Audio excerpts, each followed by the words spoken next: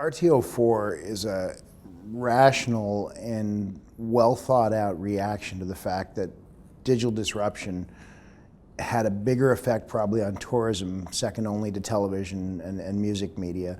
The entire buyer decision process of how the consumer engaged tourism was completely changed with the way they were now able to access information and about traveling, or access even the technologies we needed to book and buy and do things. So RTO4 started with a lens of saying, let's critically go back through the last 40 years of tourism in North America in particular and look at what works and what doesn't work, what's changed and what isn't changed.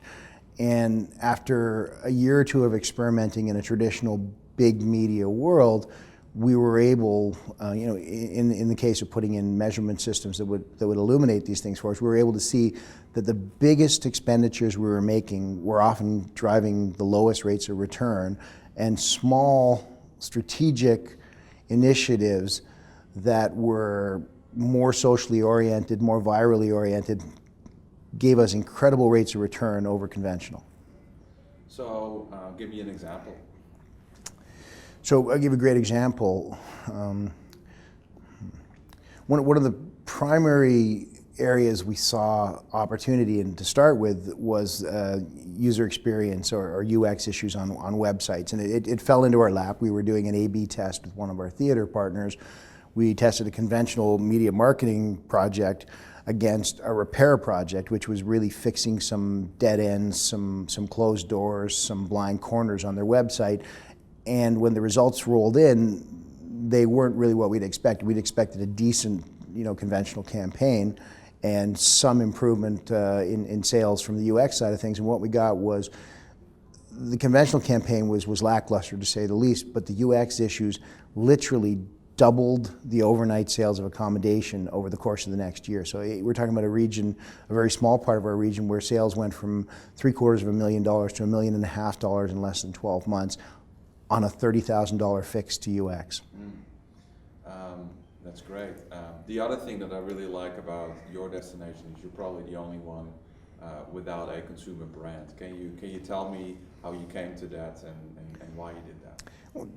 The consumer brand question looms really large, and BC has been through regional tourism offices. Newfoundland is going through it now, and you can't help that when you establish new tourism entities, there's a propensity to brand. It's just natural. It's in our DNA. As marketers, we think of brands as a promise of delivery, so we go right at them. But when we did a sort of retrospective analysis, we realized that in regional models, brands got in the way. They often were layered over top of really solid existing brand opportunities or existing brands that had strength.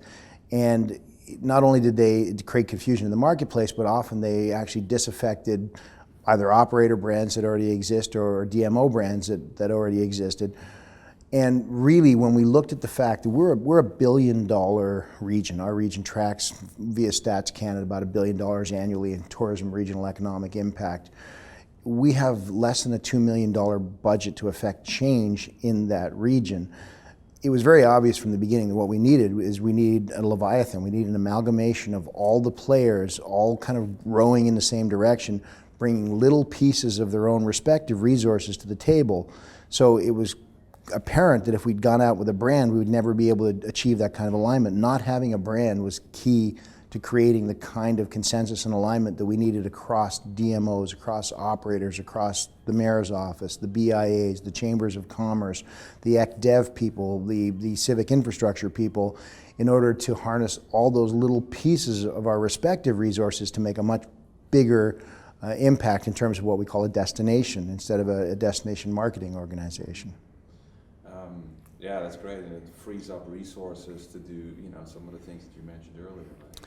Well, and that's where social digital really has been an asset for us.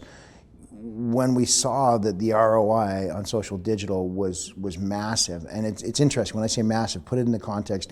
Much smaller executions with much better return on investments. We went from doing campaigns that were often $100,000, $200,000, $300,000 to testing initiatives that were literally often under $1,000 with a 10 times return on investment versus conventional campaigns that you constantly were sitting there looking to see if they broke even. the freeing up of those conventional funds is really what made us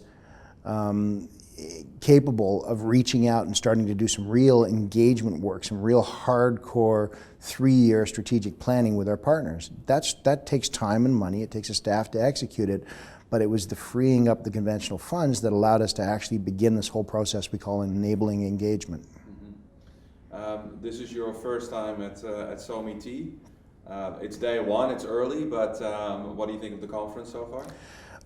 SoMeT, it's pretty incredible. What's really interesting is to look at the fact that really the group that's piloting, the group that's in the position to pilot change is a really young demographic of smart people. And I'm sort of sitting here as a CEO, a little bit surprised, and I shouldn't be, that what they need is operating room. They need room to do the things that they can do so well. They're plugged into that media, they're plugged into that technology, you know, they're on their mobile devices, and they're good at this.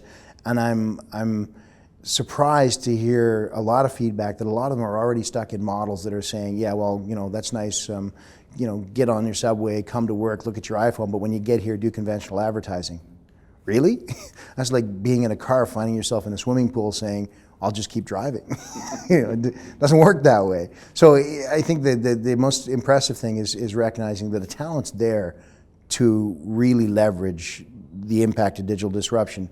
It's a real challenge. I think the challenge is bigger to the C-suite, so to speak, at the office, where you say, it's the oversight that has to change. You have to make room for these people to operate.